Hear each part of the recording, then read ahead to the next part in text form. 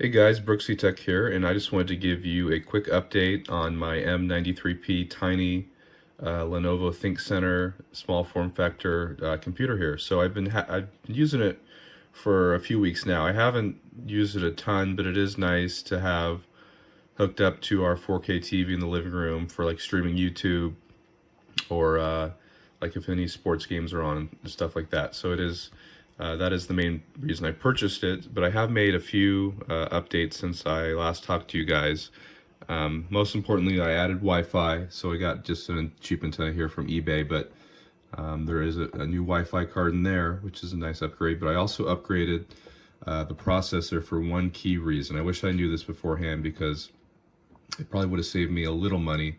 Not much. I think the first processor I only paid 12 bucks for, but now I just have it kind of sitting around. That was just a Pentium, like 3 series or 4 series. I don't even remember what it was.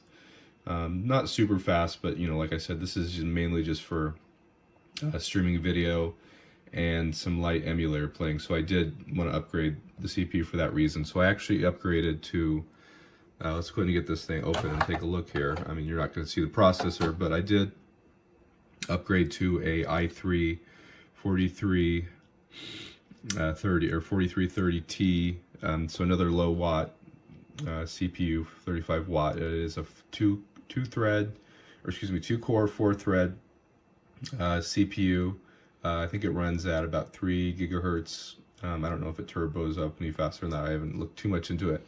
But the main reason I bought that one is it was one of the cheapest i3s in the 4 series that had the Intel 4600 graphics. And the reason I needed the 4600 is because that's the cheapest chip that supports with their onboard video, 4K video. So I have this hooked up to a 4K TV, and it's a waste not to drive the whole resolution that the monitor can handle. So so it runs over this display port to HDMI adapter.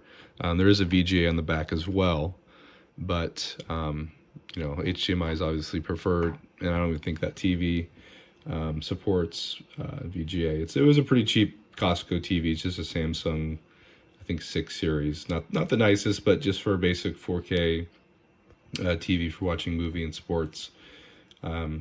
It's good. And I wanted to get a little nicer TV, but his wife approved, so we're gonna have to do that one. So anyway, just going over the upgrades here. I also did upgrade to 8 gigabytes of RAM. This is just some Kingston RAM. I was kind of a little annoyed. I did buy on eBay. I got a pretty good deal, 14 bucks for an 8 gig kit of Samsung 1600 megahertz DDR3, but the seller messaged me and said, hey, I actually, messed up. I don't have that RAM in stock, but would you be okay with some Kingston RAM? And I said, yeah, that's fine as long as it's dual channel, and at 14 bucks, any speed is a pretty good deal on eBay. They usually go for 17 bucks for 1333, and then more for 1600 or faster than that. So it's, it just runs at 1333, but that's fine. It doesn't affect performance too much. We do have the CPU under here, and then another goodie here is the AC Wi-Fi card. So this is a Intel 7200 HMW, and that I messed up. I actually bought just a different version of this exact same card that was not approved for Lenovo. I just assumed because it was the 7200 that it was on the list that it would be supported. It's not yet. I had to make sure to get the 04X6010 version. So that's the right one. But fortunately, that cost me about $7 to get the right one. It's not too big a deal. And excuse me, it's actually the 7260 HMW. It's not the 7200, but it's a pretty good card. It does, it's AC 1200, and it also has Bluetooth, I think 4.0. I'm not too sure, but that'd be nice to hook up like a sound bar or a game controller. Right now I just have my Xbox controller plugged in. I have this dongle from back in the day. I don't think the newer Xbox controllers need that dongle, but I have like a launch edition that doesn't have the Bluetooth built in.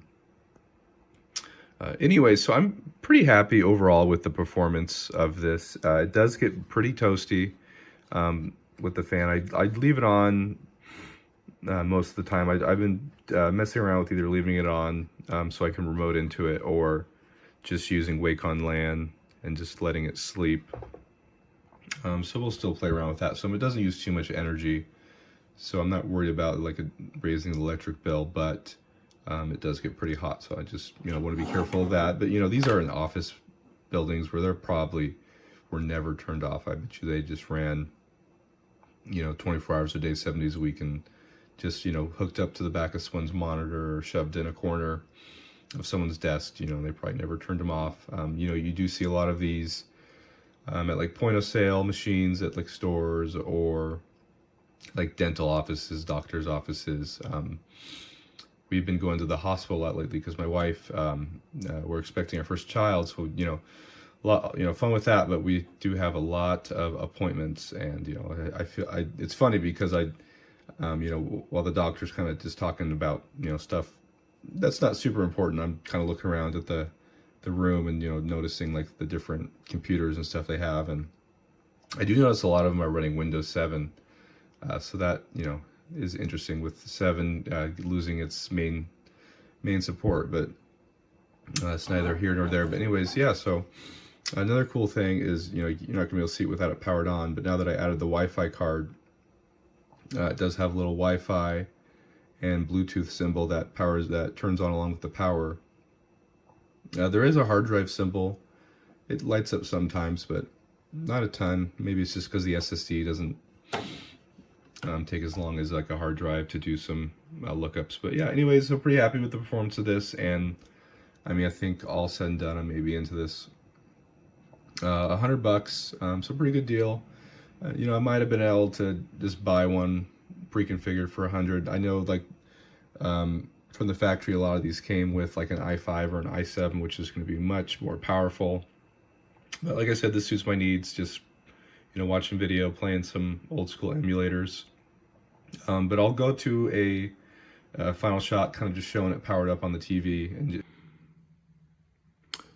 So I just wanted to finish with a final shot of it hooked up to our HD TV in the living room. This is, like I said, I think it's like a 6950 series, or the 6900. I think it's a special Costco SKU, but we've had this since about Thanksgiving. I'm pretty happy with it.